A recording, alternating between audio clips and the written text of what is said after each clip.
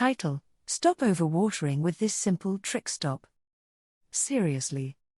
You're drowning your plants with kindness, and you probably don't even realize it.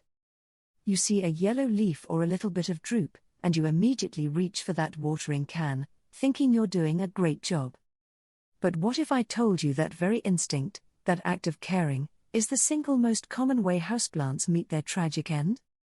It's a cruel irony. You're smothering them with love, and it's a problem that gets everyone, from total newbies to people with entire indoor jungles. The confusion is real. A thirsty plant looks sad and droopy. A drowning plant also looks sad and droopy. The leaves turn yellow when it's too dry, and guess what? They turn yellow when it's too wet. It's a trap, a vicious cycle where you see a symptom, use the wrong cure, and just make things worse. But the fix isn't some pricey gadget or a complex chemical. It's a dead simple, old-school test that guarantees you'll never kill a plant with kindness again. It costs nothing, you already have the tool, and it's a technique gardeners have been using for generations. By the end of this, you'll know exactly how to listen to what your plants are really trying to tell you. Section 1, The Great Deception, Why We All Overwater. The urge to water is practically baked into our DNA. We learn it as kids, plants need sunlight and water. So, when our green buddies look anything less than perfect, our brain screams, water. And that's where the great deception begins. Overwatering is the #1 killer of houseplants, all because we're reading the signs completely wrong. Think about it. You see a leaf with brown, crispy edges. That feels like a dead giveaway for thirst, right? Well, it can also be a sign of overwatering. You see leaves turning yellow and dropping off. Underwatering? Nope, that's a classic symptom of overwatering, too. But the most baffling sign of all is wilting. A plant that's bone dry will wilt because it has no water to hold itself up. But a plant sitting in a swampy pot will also wilt. Why? Because it's all about the roots. When roots are damaged, they can't do their job, sucking up water and nutrients for the rest of the plant. An underwatered plant has no water to absorb, simple enough. But an overwatered plant has damaged, rotting roots that are physically unable to absorb the water that's literally all around them. So, from the leaves' point of view, the result is exactly the same: dehydration. And that's the fatal loop. You see a wilted plant in wet soil, think, wow, it must be really thirsty, and you pour on more water. With the best intentions in the world, you're just speeding up its demise. This cycle of misdiagnosis is why so many of us end up with a collection of empty pots and a heavy dose of plant-parent guilt. It's not your fault, the plant is sending out signals that are maddeningly mixed. But the key to breaking the cycle isn't staring at the leaves, it's understanding what's happening below the surface. Section 2, The Science of Drowning, What Root Rot Really Is. To finally stop overwatering, you have to get why it's so lethal. It all boils down to one simple idea: your plant's roots need to breathe. I know, it sounds weird. Roots are underground, in the dirt, just for drinking, right? But healthy soil isn't a solid block of mud. It's actually full of tiny air pockets. Those pockets hold the oxygen that roots need to live and work. When you water, water fills those pockets. Normally, the plant drinks up, the excess drains away, and air returns to the soil. It's a beautiful cycle. But when you water too often, the soil stays waterlogged. It's constantly saturated. Those critical air pockets never get a chance to dry out. The roots are completely cut off from oxygen. They start to suffocate. This soggy, oxygen-free environment is the perfect party for fungi and bacteria that are always hanging around in the soil. In dry, airy soil, they're harmless. But in a swamp? They go wild, attacking the weakened, suffocating roots. This is root rot. When you suspect root rot, the signs are gross and unmistakable. Healthy roots are firm and white or light tan. Rotted roots are the total opposite. They turn brown or black, feel soft and mushy, and sometimes they'll even have a funky, sour smell, like a swamp. If you gently tug on an affected root, the outer layer might just slide right off, leaving a nasty little string behind. Those roots are dead. They can't absorb a single drop of water or any nutrients. So, even though the plant is sitting in a pot full of water, its leaves are wilting and dying of thirst because its entire delivery system has been destroyed. That's the science of drowning. It's a slow, silent killer that happens completely out of sight. But the trick to stopping it is brilliantly simple and brings the solution right to your fingertips. Section 3, the old school trick that changes everything. This is it. The single most important skill you will ever learn on your plant care journey. It's not some big secret or a clever hack, it's a fundamental truth passed down through generations of gardeners. It's called the finger test. And it starts with a radical new rule: stop watering on a schedule. Your plants don't care if it's watering Wednesday. Their needs change with the seasons, the light, the temperature, and the humidity in your home. A plant in a sunny spot will get thirsty way faster than the same plant in a darker corner.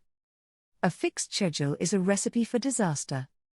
From now on, you're going to water only when the plant tells you it's ready. And the finger test is how you're going to listen. Here's how you do it. Take your index finger and stick it straight into the soil near the base of the plant. Don't just poke the surface, you need to go deep, up to your first or even second knuckle. For most common houseplants, monsteros, pothos, philodendrons, the rule is simple: water only when the top 1 to 2 inches of soil feel completely dry. When you pull your finger out, look at it. If it comes out clean and dry, with no soil clinging to it, the soil is dry. It's time to water.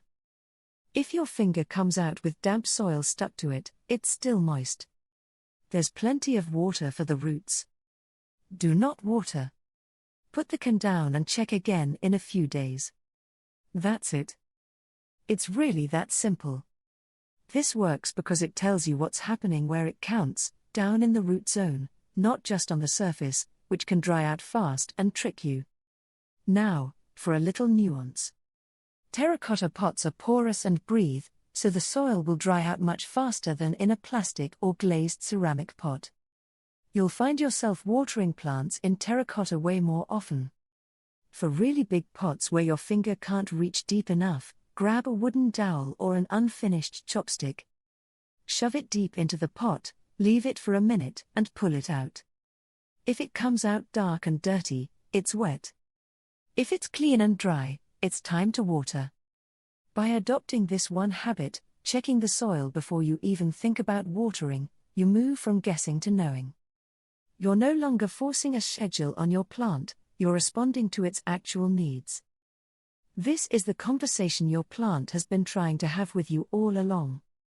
Section 4, watering the right way. Knowing when to water is half the battle, but knowing how to water is what wins the war. Now that you've used the finger test and confirmed your plant is actually thirsty, don't just give it a tiny splash. That's called shallow watering, and it encourages weak, shallow roots that can't support a healthy plant. When you water, you need to be thorough. There are 2 great ways to do this: top watering and bottom watering. Top watering, this is the classic method. Just take your watering can and slowly pour water over the entire soil surface. Keep going until you see water flowing freely out of the drainage holes at the bottom. That's your signal that the entire pot is fully saturated. This also helps flush out any mineral buildup from your tap water. After it's done draining, make sure you dump out any excess water from the saucer. Never, ever let your plants sit in a puddle. That's a one-way ticket right back to root rot. Bottom watering, this method is becoming super popular because it's almost foolproof. Get a basin, sink, or tray and fill it with a few inches of water. Plop your plant pot right in there. Now, you just wait. Through a process called capillary action, the dry soil will wick water up from the bottom like a sponge. You can actually see the soil on top get darker as it absorbs the moisture. This might take anywhere from 10 minutes to an hour. The beauty here is that the plant takes exactly what it needs and no more. It's almost impossible to overwater this way. It also encourages roots to grow down, which creates a stronger root system. Once the top of the soil feels damp, take the plant out, let it drain for a few minutes, and put it back in its spot. Whichever way you choose, one thing is non-negotiable: your pot must have drainage holes. If you fall in love with a decorative pot that doesn't have a hole, don't plant directly in it. Just keep your plant in its cheap plastic nursery pot and use the pretty one as a decorative sleeve or cache pot. When it's time to water, take the inner pot out, water it, let it drain completely, and then pop it back inside. Best of both worlds. So, before you grab that watering can again, make a promise to your plants. Promise them you'll take 10 seconds to do the finger test.